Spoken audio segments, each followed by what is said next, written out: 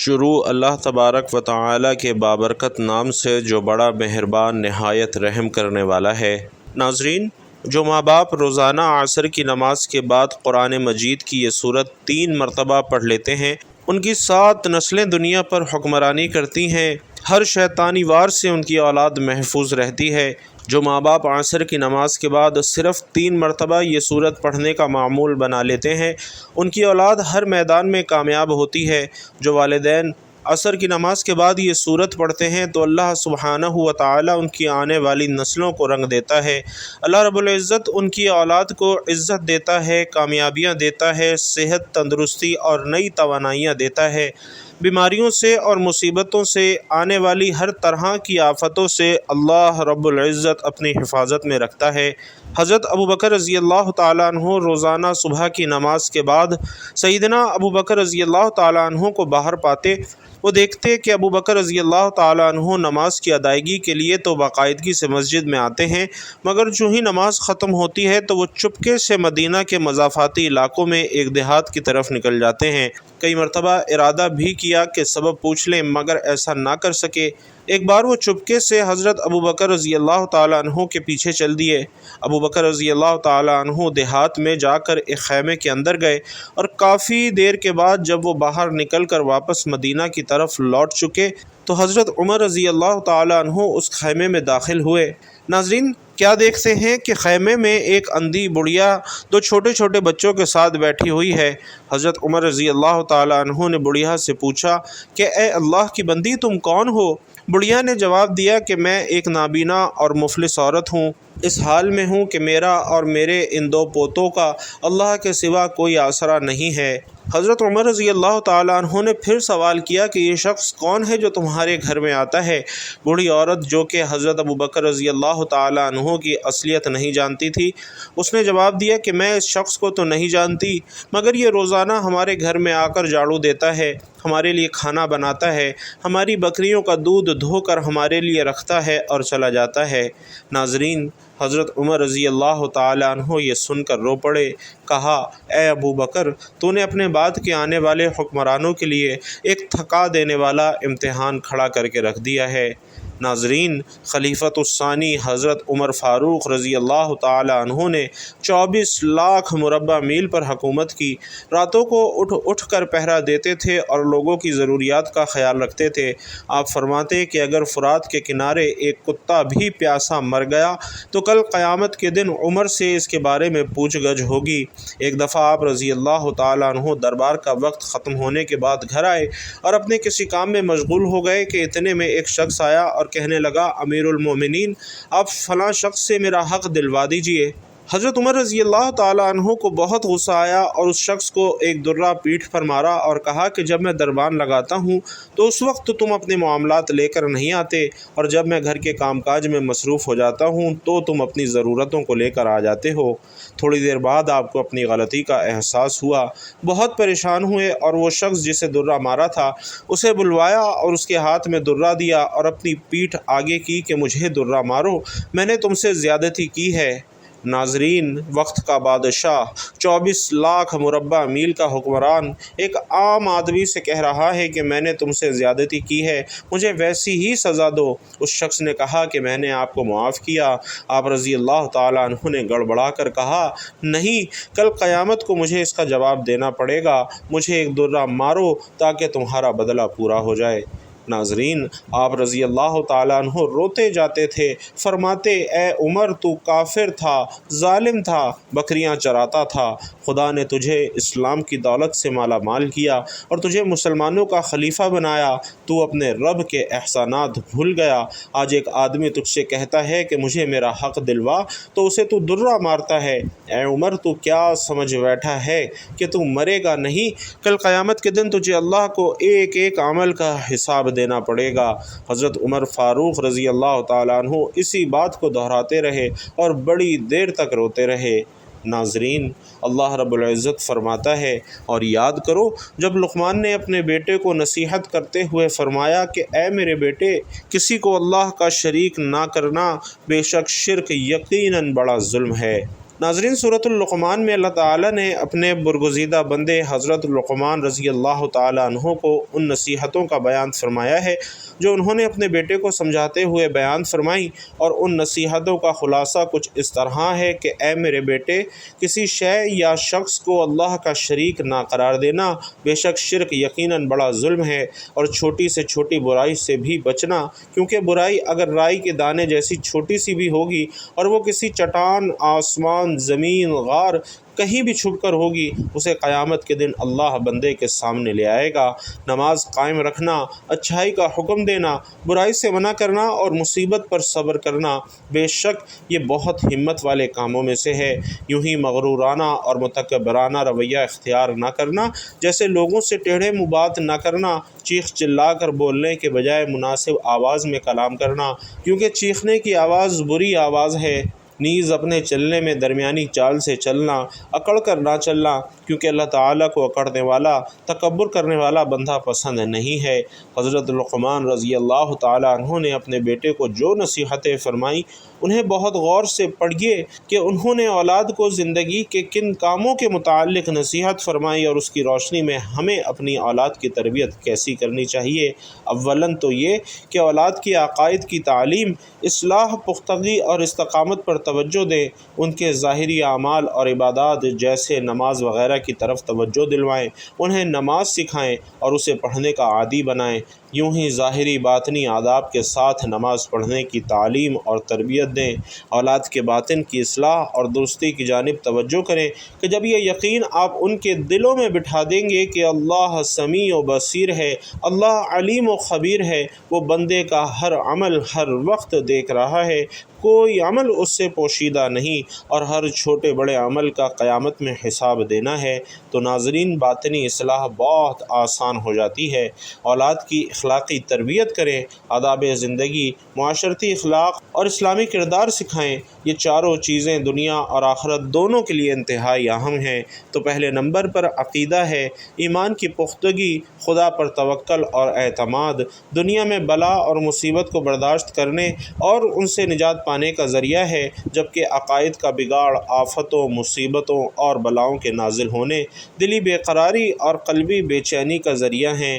یوں ہی عقائد کی درستی آخرت میں اللہ تعالیٰ کی رحمت، خوشنودی اور جنت میں داخلے کا قوی سبب ہے، لیکن یاد رکھیے کہ عقائد کی خرابی اور گمراہی کی حالت میں موت جہنم میں جانے کا مستحق بنا دیتی ہے، اور جو کفر کی حالت میں مرا تو اس کے لیے ٹھکانہ جہنم ہے۔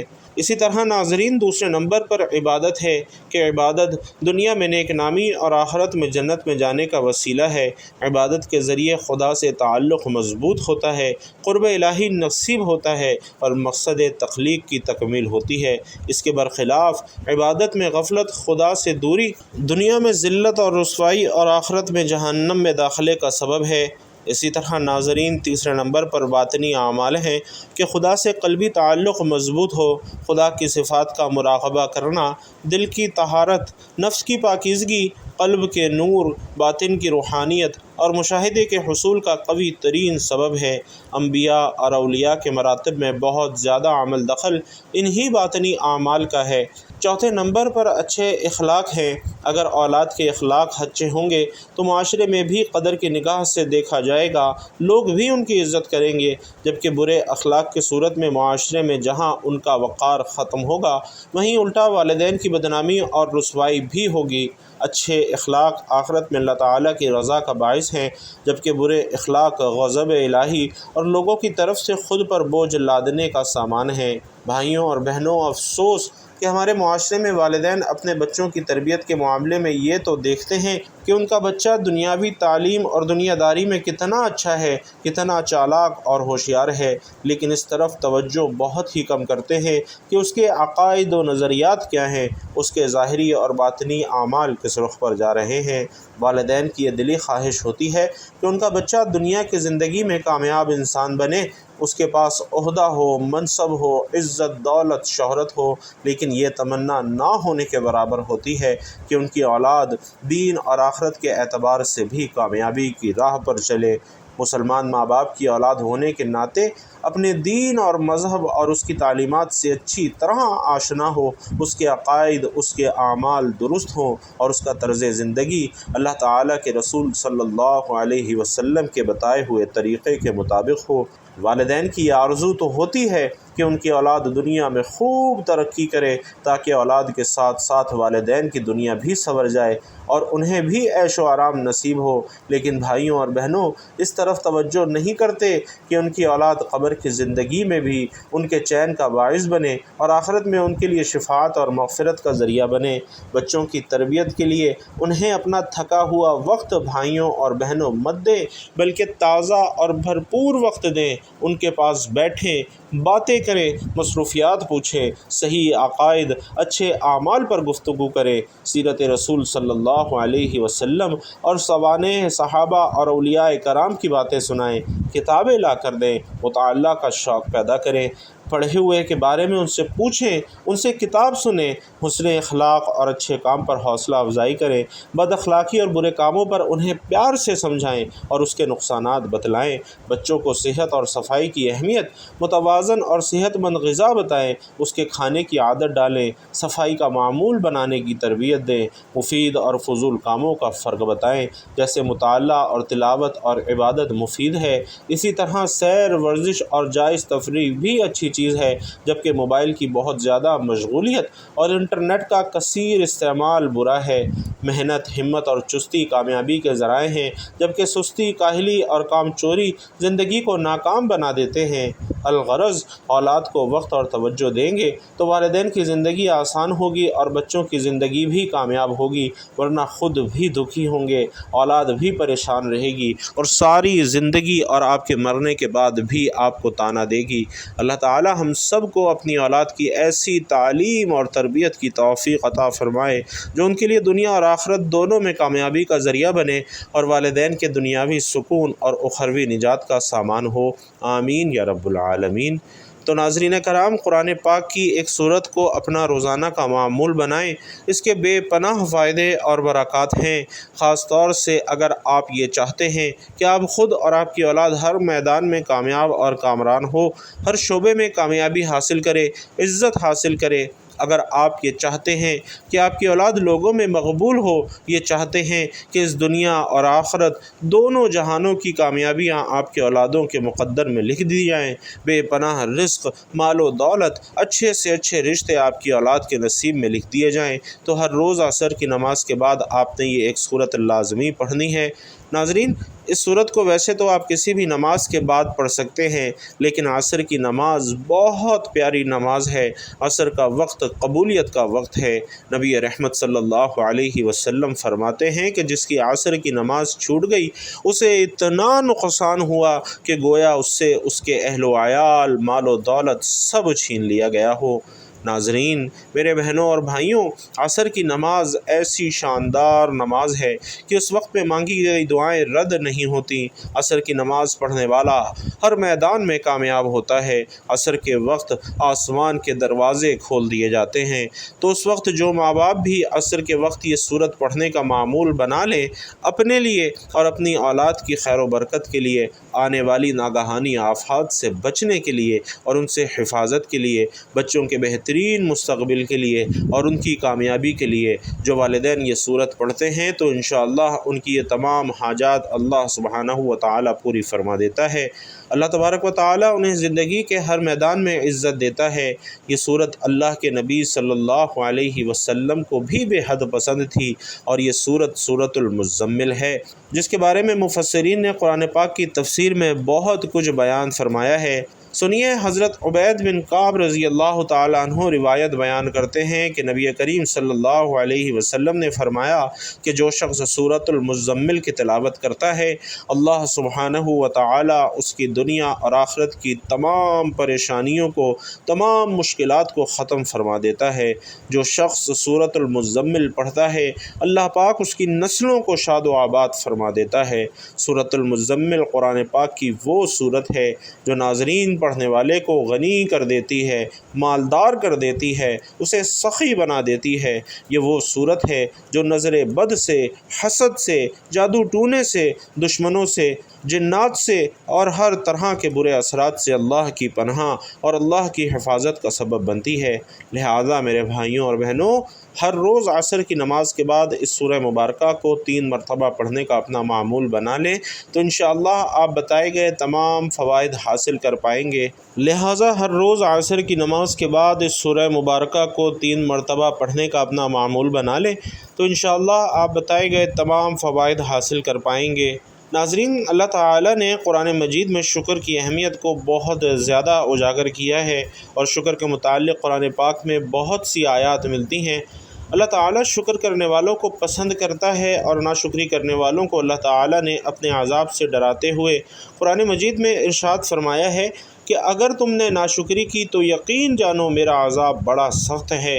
اللہ رب العزت نے انسان کو اتنی نعمتوں سے نوازا ہے کہ انسان ان نعمتوں کو شمار نہیں کر سکتا۔